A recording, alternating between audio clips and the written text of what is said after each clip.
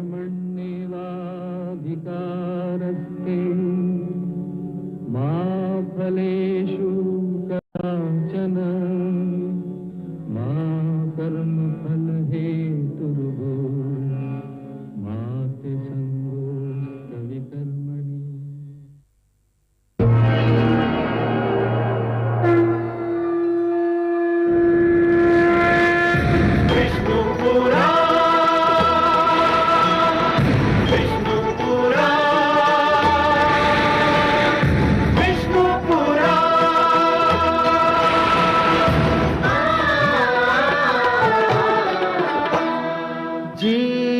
ज्ञान ब्रह्म ज्ञान अथ श्री विष्णु पुराण ओम की कथा महान जय श्री विष्णु पुराण विष्णु पुराण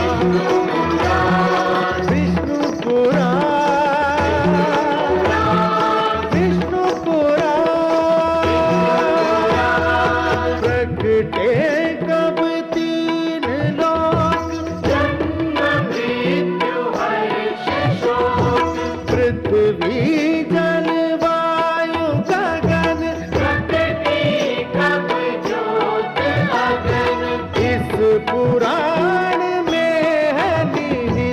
जप तप और योग ध्यान विष्णु पुराण विष्णु पुराण विष्णु पुराण। मैं मां हूं, धरती मां। सत्य के विरुद्ध षड्यंत्र रचकर कोई सत्य का अंत नहीं कर सकता। हार असत्य की ही होती है। विधान है कि जो दूसरों का बुरा करने चलता है स्वयं उसी का बुरा हो जाता है। संसार की कोई शक्ति ईश्वर की शक्ति से टक्कर नहीं ले सकती। मैंने ये भी देखा और ये भी देखा कि ईश्वर पर अडिग विश्वास रखने वाला कितना उदार होता है कि अपना बुरा चाहने वालों को भी क्षमा कर सकता है। सिंहिका के कहने पर आह्लाद ने प्रहलाद को मारना चाहा, परंतु मृत्यु ने स्वयं आह्लाद को दबोच लिया।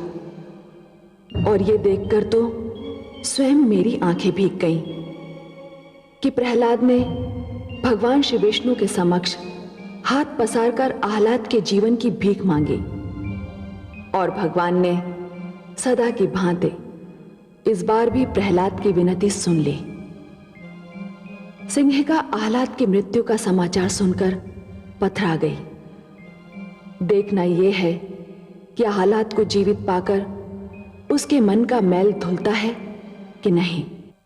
देखा कमलनयन, जब मेरे पुत्र को मारने की योजना बना रही थी तो तनिक भी दया नहीं आई थी उसके नेत्रों में, और अब अपने पुत्र की मृत्यु का समाचार है तो कैसा विलाप कर रही है। यही तो विधि का विधान है महादेवी।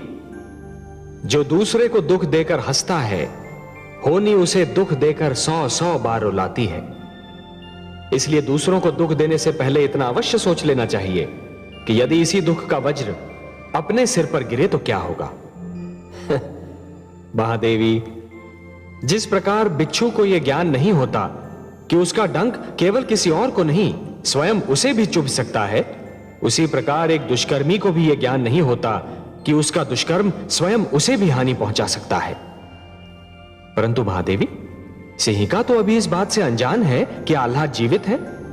जान लेगी तो भी कौन सा प्यार उड़ेल देगी मेरे पुत्र पर।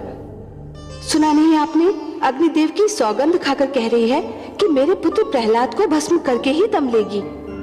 कहने में क्या जाता है महादेवी, कहा तो उसने ये भी था कि सर्पकुंड के नाग प्रहलाद की मृत्यु का कारण बनेंगे, पर परिणाम क्या हुआ।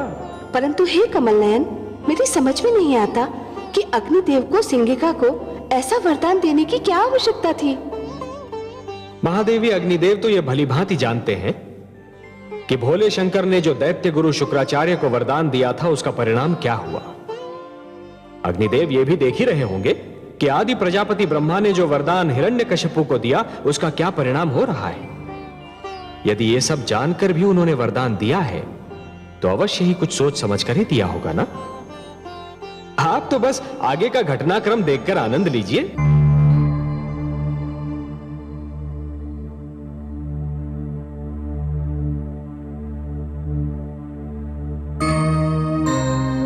युवराज, आप जीवित हो उठे? हाँ महामंत्री, मैं काल के जाल में समा कर लौट आया। ये तो चमत्कार हो गया युवराज, परंतु ये सब कुछ हुआ कैसे? ये सब मेरे प्रिय अनुज प्रहलाद की कृपा है। ये नया जीवन मुझे मेरे अनुज ने उपहार में दिया है। परंतु मैं तो महाराज और महारानी को असुर लोक में आपकी मृत्यु की सूचना भी भिजवा चुका हूँ। यह तो बहुत बुरा हुआ भ्राताश्री। बुआश्री आपकी मृत्यु का समाचार सुनकर दुख से पागल होती होंगी। तुम ठीक कहते हो अनुज। उन्हें तुरंत सूचना भिजवाइए कि यह सब कुशल है। जो आज्ञा युवराज। नहीं भ्राताश्री, हमें स्वयं आसुरलोक पहुंचना होगा। वहाँ हाहाकार मचा होगा। आपके मृत्यु के समाचार के उपरांत बुआश्री को आपके जीवित रहने के समाचार पर विश्वास नहीं होगा। उन्हें विश्वास उसी समय होगा जब वो अपनी आंखों से आपको जीवित देखेंगी। कितना सुख होगा उन्हें आपको देखकर। भ्राताश्री चलिए, मैं भी आपके साथ चलूंगा। अवश्य अनुज, अब तो मैं वही करूंगा जो तुम कहोगे। मेरा ये जीवन तुम्ही ने तो लौटाया है। महामंत्री जी, हमारी यात्रा का प्रबंध किया जाए। जो आज्ञा युवराज। मेरा पुत्र, हाय मेरा पुत्र, मेरा पुत्र, हाय मेरा पुत्र। तुम क्यों विलाप कर रही हो? तुम्हारा पुत्र नहीं मरा, मेरा पुत्र मरा है। तुम्हारा पुत्र? तुम्हारा पुत्र? ये तुम कह रहे हो बहन सिंह का? आलाद को मैंने तुम्हारी गोद में डाल अवश्य दिया था। उसे भूल जाने की चेष्टा भी की थी, पर उसे पेट में तो मैंने ही रखा था। मैंने उसे अपनी कोख से जन्म दिया था। उसे मैंने ही अपना दूध पिलाया था। वो मेरे ही शरीर का अंश था। वो मेरी आंखों का तारा था। हाँ हाँ था, परंतु उसकी हत्या भी तुम्हारे ही दूसरे पुत्र प्रहलाद ने की। अरे मैंने तुम्हारे पुत्र आलाद को अपनी छाती से लगा लिया था, अपना पुत्र बना लिया था उसे। तुम्हारी कमी का आभास उसे कभी होने न दिया था, परंतु तुम्हारे दुष्ट पुत्र प्रहलाद के कारण वो काल के जाल में समा गया। मैं तुम्हारे पुत्र प्रहलाद को कभी क्षमा नहीं करूंगी, कभी नहीं। हत्यारा है वो, हत्यारा। मेरा पुत्र अपने शत्रुओं पर भी दया करता है।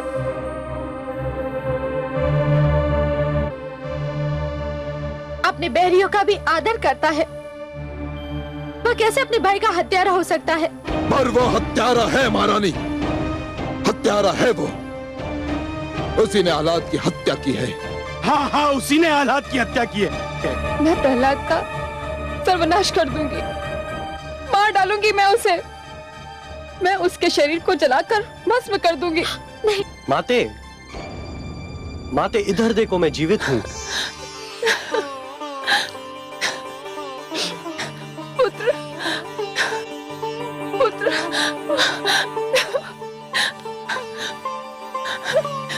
मेरा पुत्र जीवित है, मेरा पुत्र जीवित है। तुम ठीक तो हो पुत्र?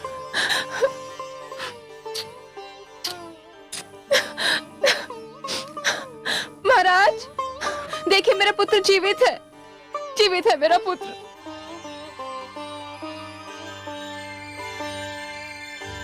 माते, मेरा पुत्र, मेरे लाल।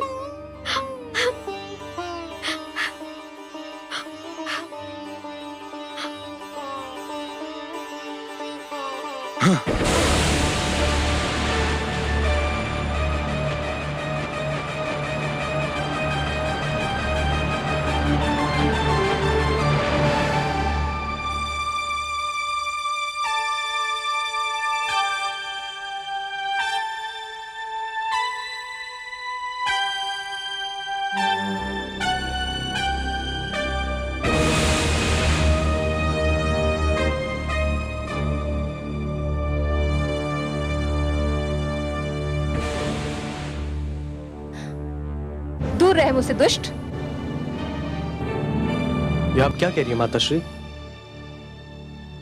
मेरे प्रिय अनुज प्रहलाद ने तो मुझे जीवन दान दिया है। मैं तो केवल आपको अपने जीवित रहने का समाचार भिजवा रहा था, पर अनुज प्रहलाद ने अनुरोध किया कि मैं स्वयं चलूं और एक माता अपने पुत्र को जीवित देख ले। आप इसे झिड़क रही हैं? ये तो पुरस्कार का अधिकारी है। आपने मेरे अनुज को कुछ भी कहा तो मुझे बहुत दुख होगा माताश्री, बहुत दुख होगा।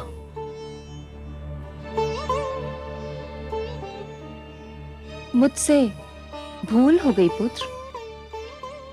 तुमने वास्तव में पुरस्कार योग्य कार्य किया है। तुम जो भी मुझसे मांगना चाहो मांग लो। भ्राताश्री को जीवन मिल गया, मेरे लिए यही सबसे बड़ा पुरस्कार है। यह कैसे संभव है पुत्र? मेरे पुत्र आलाद ने मुझसे कहा है तो मुझे तुम्हें कोई ना कोई पुरस्कार तो देना ही होगा ना। तुम स्वयं अपनी इच्छा से कुछ मांग लो तो मुझे भी हर्ष होगा और आलाद को भी प्रसन्नता होगी। अब संकोच न करो पुत्र, जो जी में आए वो मुझसे मांग लो। यदि आपकी यही इच्छा है तो मुझे अपना वह चमत्कार दिखा दीजिए जिसके चारों ओर चर्चा है। अग्निदेव ने आपको जो वरदान दिया है, मैं अपनी आंखों से उसका प्रदर्शन देखना चाहता हूँ। कितनी सुंदर बातें करते हो तुम पुत्र। तुम वास्तव में बहुत ही भले और भोले बालक हो। तुम मुझसे कुछ भी मांग सकते थे, परंतु तुम्हारे मन में किसी भी वस्तु का लोभ नहीं।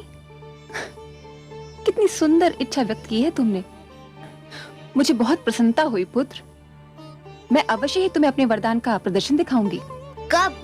मैं बहुत व्याकुल हूँ देखने के लिए। पुत्र, मदनोत्सव सिर पर खड़ा है। उस दिन सारे असुरलोक में हर्षोल्लास होता है। समस्त नर नारी नृत्य करते हैं, मदिरा जल की भांति बहती है, सब रंग खेलते हैं और एक साथ भोजन करते हैं। बस उसी दिन मैं तुम्हें अपना चमत्कार दिखाऊंगी। मैं तुम्हें उस दिन एक और चमत्कार भी दिखाऊंगी। क्या बुआ श्री? उस दिन एक ऐसा अनुपम दृश्य दिखाई देगा जिसे संसार कभी भुला ना पाएगा। उस दिन का वही विशेष आकर्षण भी होगा। मदनोत्सव की रात्रि मैं तुम्हें साथ लेकर अग्नि में प्रवेश करूंगी।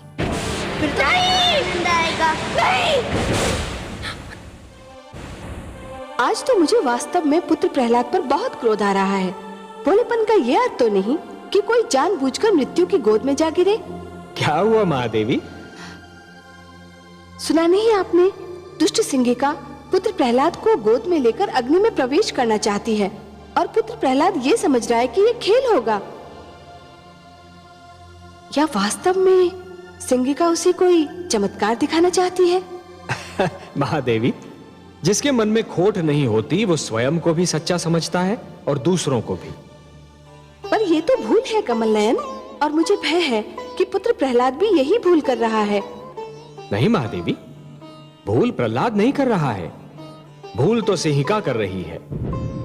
उसे इस बात का विस्मरण हो गया है कि वो एक भूल कर चुकी है, और जिसे अपनी भूल का विस्मरण होता है उसे उसका दंड अवश्य मिलता है। इतिहास रचा ही इसलिए जाता है महादेवी कि आने वाली पीढ़ियां ये देख सकें कि उनके पहले की पीढ़ियों ने क्या भूल की और वो उस भूल को ना दोहराएं। यदि दोहराती हैं तो दंड पाती हैं, दुख झेलती हैं। सिंहिका ने जो भूल की थी उसका दंड उसे मिला था, उसके पुत्र आह्लाद की मृत्यु के रूप में। परंतु जैसे ही उसने अपने पुत्र को जीवित देखा, उसे फिर से अपनी भूल का विस्मरण हो गया। इसलिए विश्वास रखिए महादेवी, सिंहिका को अपनी भूल का दंड फिर से मिलेगा। परंतु प्रहलाद को भी तो ये स्मरण रखना चाहिए था कि सिंहिका उसे क्षति पहुंचाने की चेष्टा कर चुकी है। जानता हूं महादेवी, क्षति पहुंचाने वाले को दंड देना तो बहुत सरल है, पर उसे क्षमा करना बहुत कठिन। और जो क्षति पहुंचाने वाले को क्षमा कर सकता है वो तो पूजनीय है, महान है। आपको तो अपने पुत्र पर गर्व होना चाहिए महादेवी कि उसका हृदय इतना विशाल है। मैं जानती हूँ कि मेरे पुत्र प्रहलाद का हृदय विशाल है, उसके विचार सुंदर हैं और वो किसी को भी क्षति नहीं पहुंचाना चाहता। फिर भी सब उसके पीछे पड़े हैं, इसीलिए तो मैं चिंतित हो उठती हूँ। उसके पास सिवाय कयाधु के है कौन? आपका आशीर्वाद है महादेवी, आपका आशीर्वाद। और जिसके साथ आप जैसी जगन माता का आशीर्वाद हो, उसे किसी से क्या भय हो सकता है? महादेवी, मैं तो आपको कई बार बता चुका हूं कि आपका आशीर्वाद ही प्रहलाद की सर्वाधिक महान शक्ति है।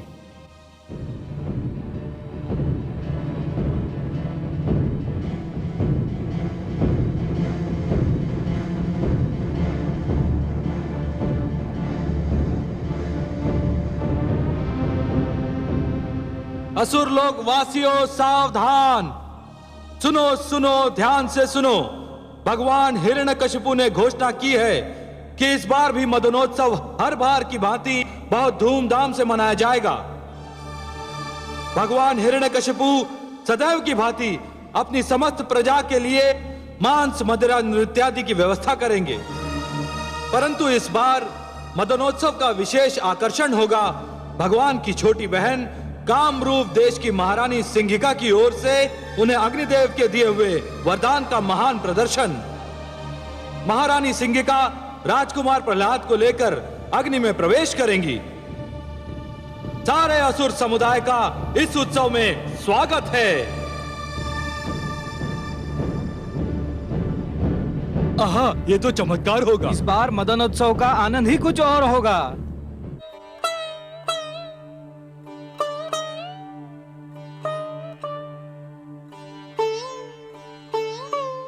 ये कैसा उत्सव है कमल नयन? मांस, मदिरा, हुड़दंग, क्या इसे उत्सव कहते हैं? नहीं महादेवी, इसे उत्सव नहीं, आप असुर संस्कृति के असभ्य प्रदर्शन का नाम दीजिए। उत्सव तो नाम है आनंद की पवित्र भावना का। उत्सव नाम है ऋतुओं के आगमन का। जब प्यासी धरती पर वर्षा की पहली फुहार गिरती है और माटी से सौंधी सौंधी सुगंध उमड़ती है, तब उत्सव मनाया जाता है कि अब धरती की प्यास मिटी, अब खेती लहराएगी, हरियाली नाच उठेगी।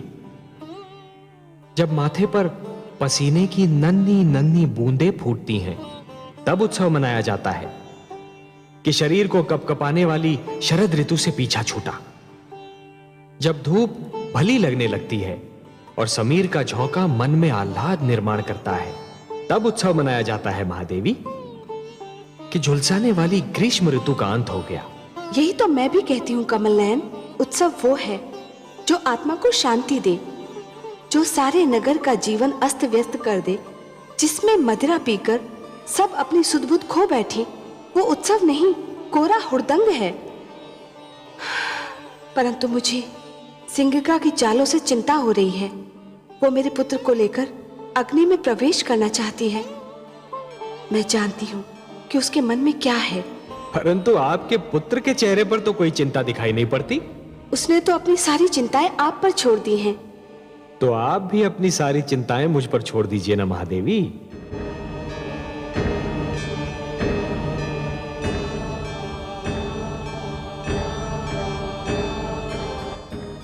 क्या हुआ भाभी श्री? मुझे बहुत चिंता हो रही है सिंघिका। किस बात की चिंता? तुम मेरे पुत्र को लेकर अग्नि में प्रवेश करोगी? तो क्या हुआ? मैं तो अग्नि में पहले भी प्रवेश कर चुकी हूँ और आप देख चुकी हैं कि अग्नि की लपटें मेरे शरीर को छू भी न सकी। तुम्हारी बात और है। अग्निदेव ने तुम्हें वरदान दिया है, फिर तब तुमने अकेले ही अग्नि में प्रवेश किया था। इस बार मेरा पुत्र प्रहलाद भी तुम्हारे साथ होगा। तो क्या हुआ? अग्निदेव ने तुम्हें वरदान दिया है, मेरे पुत्र को तो नहीं। अरे भाभी श्री, जब अग्नि मुझे नहीं छू सकेगी तो जो मेरे साथ होगा उसे कैसे छू सकेगी? उसे कुछ नहीं होगा। तुम अकारण ही चिंता कर रही हो। तुमसे अधिक साहसी तो तुम्हारा पुत्र है, उसे तो कोई चिंता नहीं। वह तो बड़ी व्याकुलता से उस घड़ी की प्रतीक्षा कर रहा है जब मैं उसे लेकर अग्नि में प्रवेश करूंगी। वो तो बच्चा है, वो बेचारा क्या जाने। वो उत्सुक है कि जो अवसर मृत्यु के पश्चात आता है उसे जीते जी देखने को मिल जाएगा। तुम उसकी चिंता छोड़ दो और जो होगा स्वयं अपनी आंखों से देख लेना। नहीं, मैं नहीं देख सकूंगी। अपने पुत्र को अग्नि में प्रवेश करते हुए देखना मेरे वश की बात नहीं। मैं वहां नहीं आऊंगी। तुम्हारी इच्छा। अच्छा, मुझे तैयारी करनी है, मैं चलती हूँ।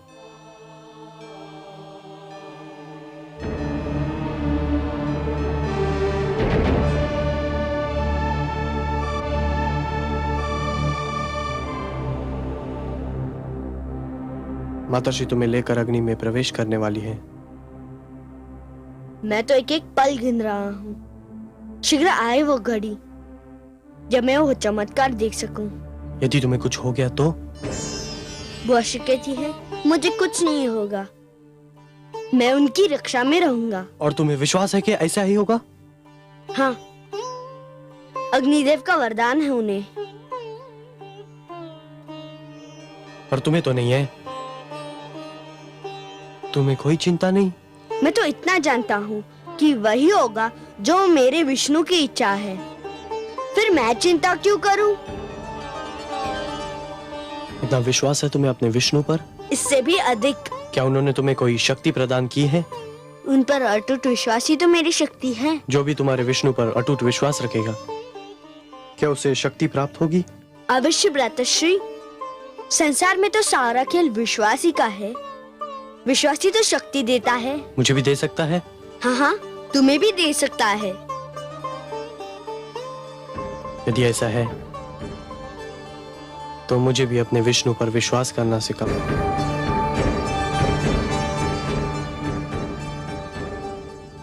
पुत्र प्रहलाद, तुम तैयार हो? हाँ बुआश्री, मैं कब से तैयार खड़ा हूँ।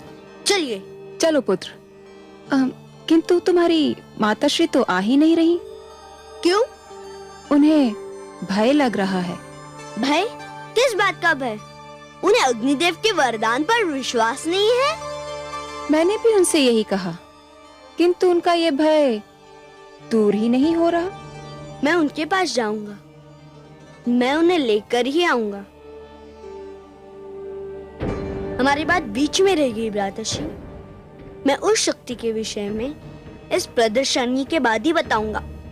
अच्छा अनुज।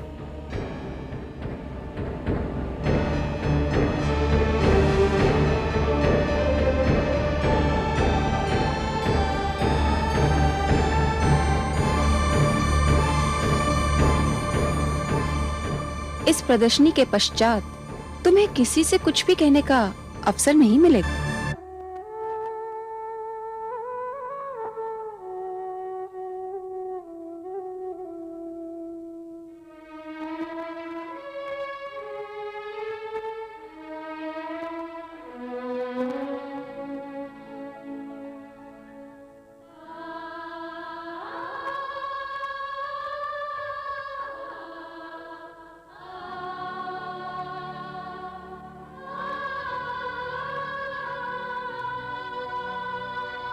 माते, माते, माते। पुत्र, बुआशी कह रही थी कि तुम प्रदर्शनी में नहीं आओगी। हाँ पुत्र, वो सत्य कह रही थी। परंतु क्यों? मुझे बहुत भय लग रहा है। भय? तुम एक साहसी पुत्र की साहसी माता हो ना? केवल माता हो पुत्र, और कौन माता अपने पुत्र को आग की लपटों में घिरा देखेगी? और तू भी तो मूर्ख है। तेरी जिस बुआ ने तुझे सर्पकुंड भेजकर मरवाना चाहा था, उस पर फिर विश्वास कर लिया तूने? मुझे बुआश्री पर नहीं, अपने वासुदेव पर विश्वास है। आप क्यों नहीं मेरे विष्णु पर विश्वास करती? करती हूँ पुत्र, करना चाहती हूँ। मैं ये भी जानती हूँ कि तुम्हारे जीवन पर अब तक जितने प्रहार हुए, उन सब से तुम बच निकले। परंतु पुत्र, तुम्हारे विरोधी बहुत ही शक्तिशाली हैं। मेरे विष्णु उनसे अधिक शक्तिशाली हैं। वह सदैव मेरी रक्षा करेंगे। पुत्र, ममता की भावना को तुम नहीं समझ सकते। सब कुछ समझते हुए भी मेरी ममता के पांव डगमगा जाते हैं। यह भय पीछा नहीं छोड़ता कि यदि इस बार तुम न बच पाए तो क्या होगा। मैं क्या करूंगी पुत्र? जब ये ध्यान आता है तो मेरी शक्ति टूट जाती है। मैं क्या करूं पुत्र? कहां से लाऊं मैं तुम्हारे जैसी शक्ति? जैसा अटूट विश्वास है मुझे अपने विष्णु पर, वैसा ही अटूट विश्वास आप भी जगा लीजिए।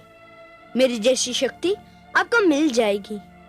अब बताइए, आप आएंगे ना चमत्कार देखने? पुत्र, आपको मेरी सौगंध, आपको आना ही पड़ेगा। पुत्र, पुत्र,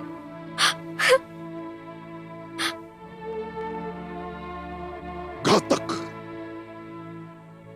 अत्यंत घातक।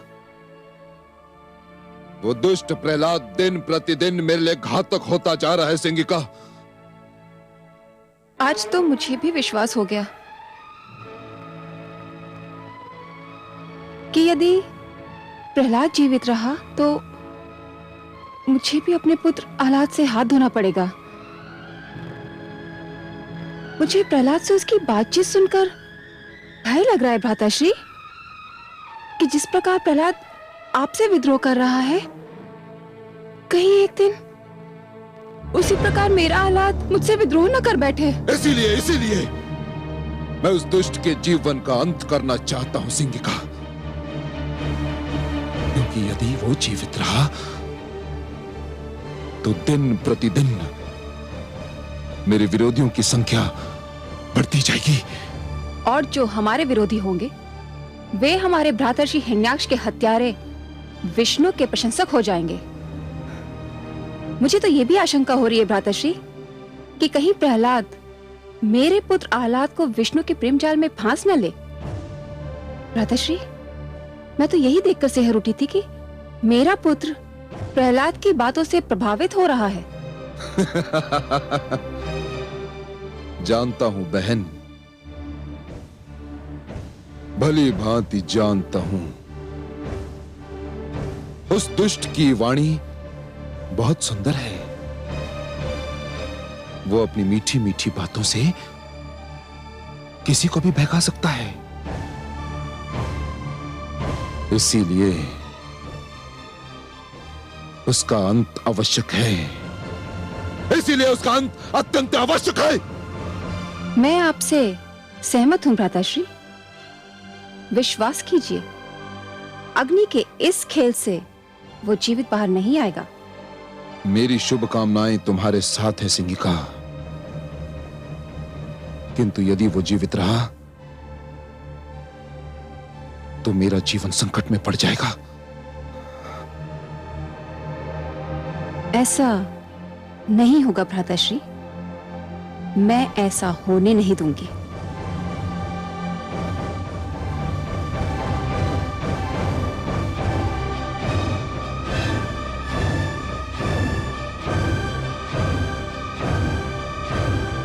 हे कमल नयन, सुना आपने पुत्र प्रहलाद ने अपनी माता से क्या कहा? वो कह रहा है कि भक्ति की भावना ही सबसे श्रेष्ठ है, ममता की भावना उसके आगे कुछ भी नहीं। कुछ बहुत अनुचित बात तो नहीं कर रहा आपका पुत्र महादेवी। आप तो इस सत्य से भलीभांति परिचित हैं कि सृष्टि में ईश्वर के अस्तित्व के अतिरिक्त बाकी सब कुछ माया है। मोह माया में फंसना अर्थात अपने जीवन के लक्ष्य को भूलने के समान है। और जीवन का तो यही लक्ष्य है महादेवी, कि अपने भीतर छिपी हुई ईश्वरी शक्ति को ढूंढकर बाहर निकालना, अपने भीतर छिपे हुए ईश्वर को ढूंढना। मोह तो भ्रमित करता है महादेवी और फिर भटकाता है। फिर वो मोह चाहे धन का हो या संतान का। परंतु हे दया सागर, माता और पुत्र का स्नेह तो आपकी दी हुई सुंदर देन है। अवश्य है महादेवी, परंतु कोई भी स्नेह अधिक महान नहीं होता। जीवन का तो वास्तविक उद्देश्य ही है कि ईश्वर के प्रेम में अहम को भूल जाना, क्योंकि ईश्वर से प्रेम हर प्रेम का स्रोत होता है।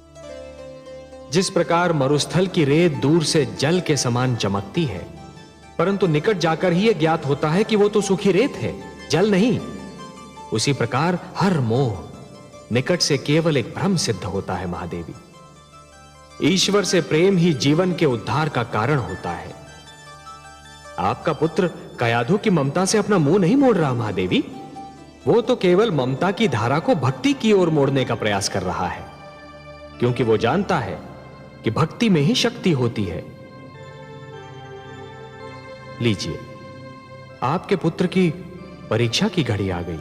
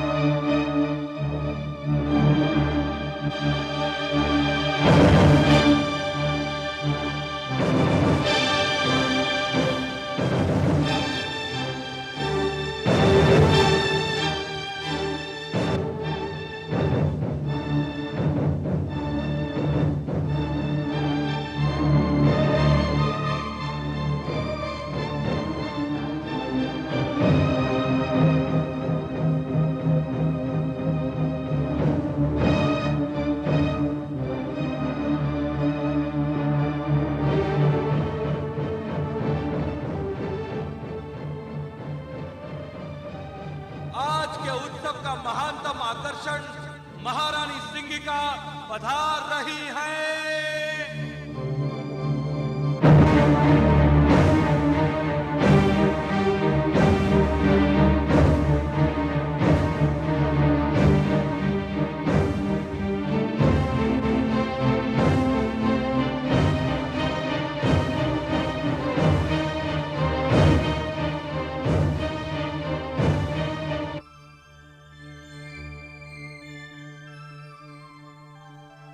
प्रणाम भ्राताश्री।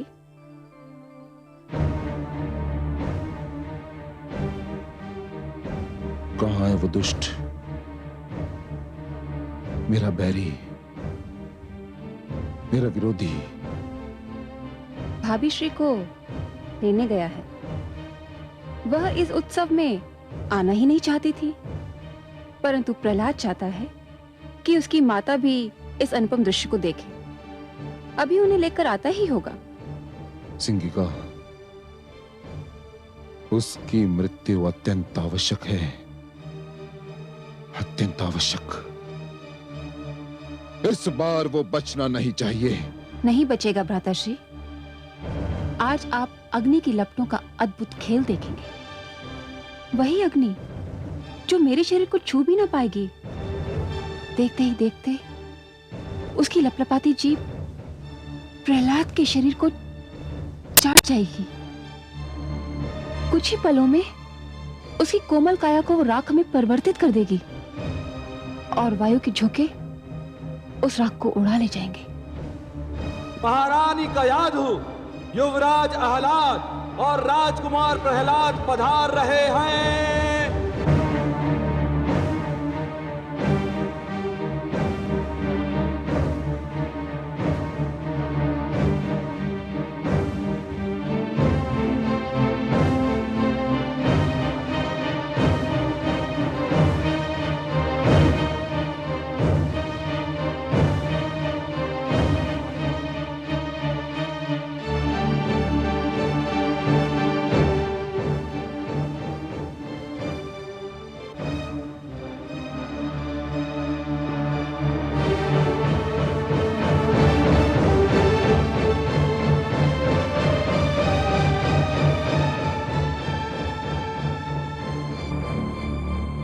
माते, मैं आपके चरण छूकर संसार के मातृत्व के चरण छू रहा हूँ। संसार की सारी माताएं पूज्य है, मुझे आशीर्वाद दीजिए माते।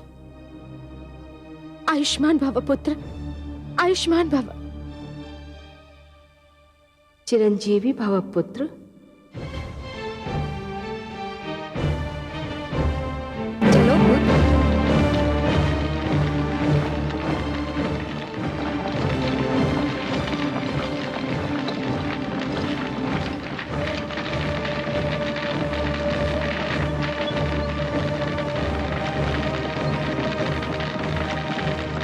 चलो पुत्र।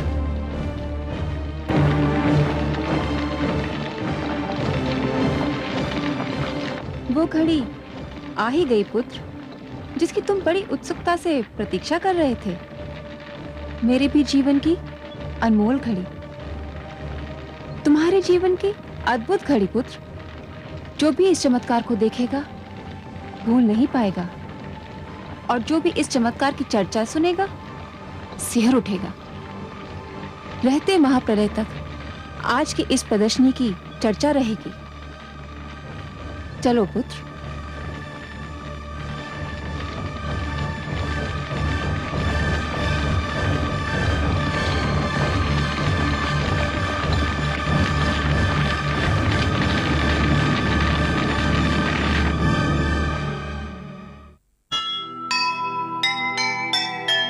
पाप नहीं फलता कभी, यही जगत की रीत।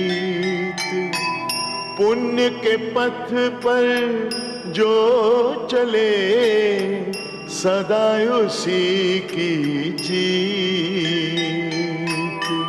जिसके मन ईश्वर बसे, आँच न उस पर आए। जग बैरी हो जाए पर उसको मार न पाए, उसको मार न पाए। जो सुनेगा ये पुराण, पाएगा सुख और ज्ञान, पाएगा सुख और ज्ञान। कर्म को ही धर्म जान, प्रेम की तू छेड़तान, प्रेम की तू छेड़तान। बीते युग बता रहे हैं, बीते युग बता रहे हैं, सत्य पथ पे चल सुजान। विष्णु पुराण